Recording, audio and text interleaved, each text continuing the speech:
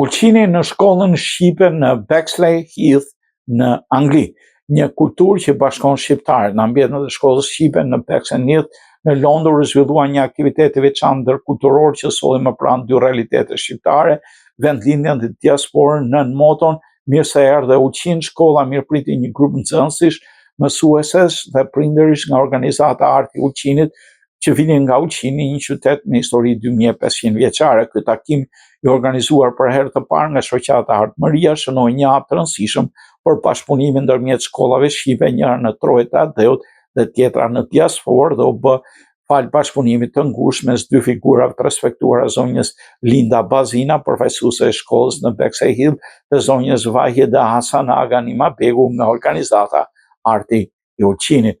Një rol në realizimin e këtij takimi luajti edhe zonja Vildana Zhubi Dibra, presidente e nderit e shkollës me origjinë nga Ulqini. Fjalët e saj prekse të mbushura me emocion dhe ndjenjë për vetëlindjen krijuan një atmosferë të veçantë.